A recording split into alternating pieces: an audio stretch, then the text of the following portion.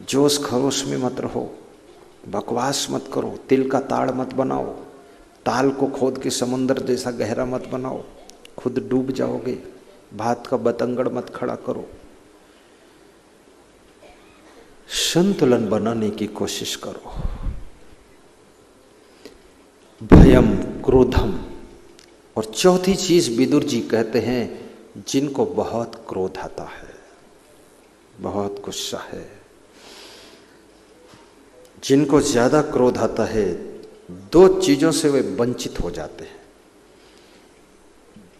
राज्य और धन।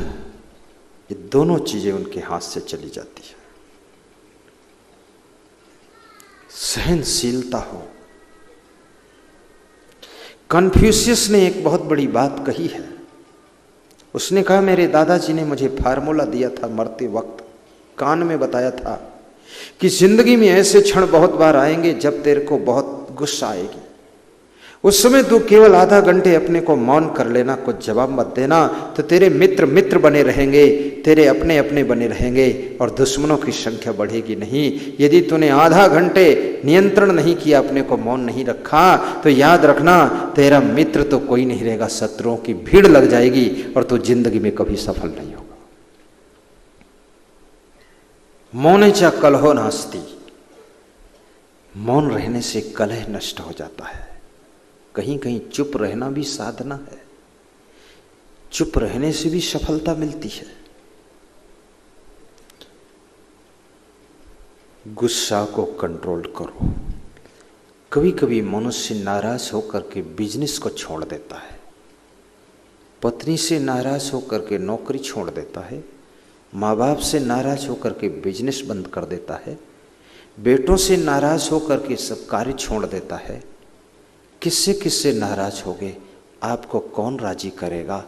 लोग स्वयं में राजी नहीं है, तुमको क्या राजी करेंगे?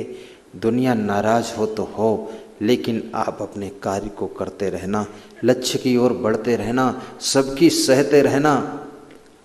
किसी घर में पति पत्नी में थोड़ी तकरार हुई तो पत्नी ने अपने पति से कहा, रुकिए, ये वक्त मेरे चाय बनाने का है, चाय बनाकर आपको पिला देती हूँ, उसके बाद फिर इस टॉपिक को शुरू करती हूँ। तो जब चाय बनाकर पिलाए अपने पति को, तब तक मन डाइवर्ट हो गया। तो पति ने कहा, कोई टॉपिक नहीं है, आप अपना काम करो, मैं अपना काम करता हूँ।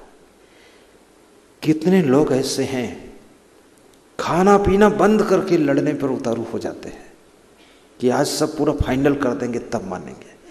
फाइनल तो कभी होगा नहीं, खुद ही फाइनल हो जाओगे। थोड़ा मन को डाइवर्ट भी करो। कोई मन को प्रतिकूलता भी है, दुख भी है, उलझन है, तो भी अपने कर्तव्य को मत छोड़ो। झाड़ू लगाने की सेवा है तो झाड़ू जरूर लगाओ। भोजन बनाने की ड्यूटी है, भोजन बना दो, खिला दो। हो सकता है आपके कर्तव्य निष्ठा से ही ये घर में आने वाली बहुत बड़ी समस्या टल सकती है। कितने लोग सोचते रहते हैं, हमारे घर में किसी ने बाधा वाला कुछ कर दिया है, किसी ने कोई जंतर मंतर तंत्र करा दिया है, कोई जादू टोना करा दिया है, इसलिए हमारे घर में ऐसा ऐसा हो रहा, वैसा वैसा हो रहा है। ये कितना हमारे देश के अंदर पढ़े लिखे लोग, शिक्षित लोग, समझदार लोग, बुद्धिमान लोग भी इस चक्कर में फंसे हुए हैं और न जाने कितने जंतर मंतर वालों को ढूंढते रहते हैं और करते रहते हैं।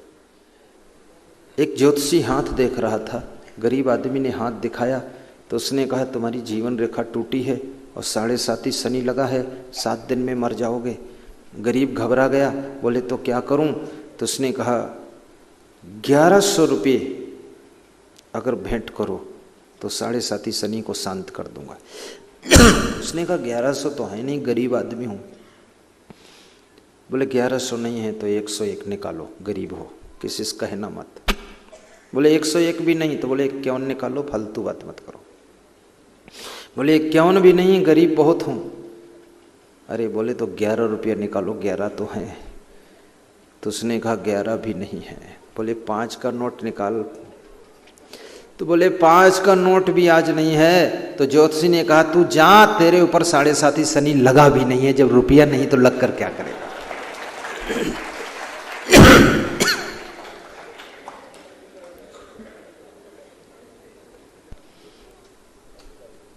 याद रखना, कर्म से भाग्य बनता है। आपको एक सत्य घटना बता रहा हूं, नाम पता सब बताऊंगा। किसी ज्योतिषी ने एक पुलिसमैन को कहा, मशहूर ज्योतिषी था, वो पुलिस सीआईडी का है अफसर, वो मेरे पास आता है कहा कि तेरा भयंकर एक्सीडेंट होगा, शायद ही बचेगा नहीं।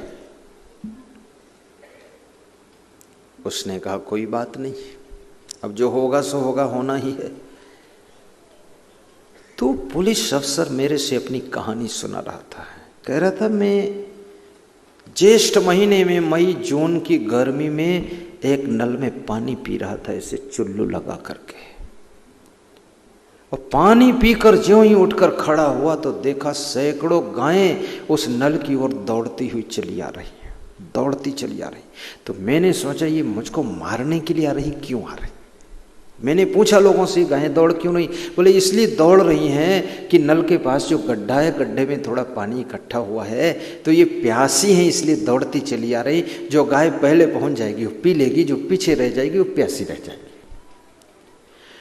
तो उसने कहा फिर मैंने क्या किया, मैंने नल का हाथा पकड़ लिया और चलाना शुरू किया, तो गायें सब पीती रहीं। 3 घंटे मैंने नल चलाया और उस गड्ढे में पानी पहुंचाता रहा, पीती रही। और महाराज उसके बाद मेरा एक्सीडेंट हो गया और मैं नहीं मरा, बिल्कुल सुरक्षित। भयंकर एक्सीडेंट हुआ, कुछ नहीं मेरा हुआ, थोड़ा सा फ्रैक्चर हुआ। तो ज्योतिषी को मैं 3 साल बाद मिला, उसने कहा तू जिंदा कैसे है, तुझे तो मर जाना चाहिए था, कौन सा कर्म किया इतने दिनों में? उसने कहा कुछ नहीं, 3 घंटे नल चला करके गायों को पानी पिलाया हूं, अब उससे जो भी हुआ हो। बोले यही सेवा का कर्म तेरे जान की रक्षा किया है, तेरे भाग्य को बदल डाला। इंसान की सेवा,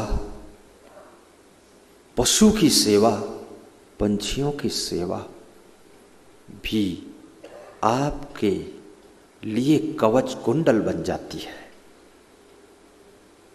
इसलिए माता पिता की भी सेवा करना, दादा दादी की भी सेवा कर देना, पशु पंछियों की भी सेवा कर देना, क्योंकि हे इंसान तू सेवा करने के लायक है। तेरे पास इतनी सामर्थ्य है कि तू पृथ्वी के जलचर, नभचर, थलचर सभी प्राणियों की रक्षा भी कर सकता है।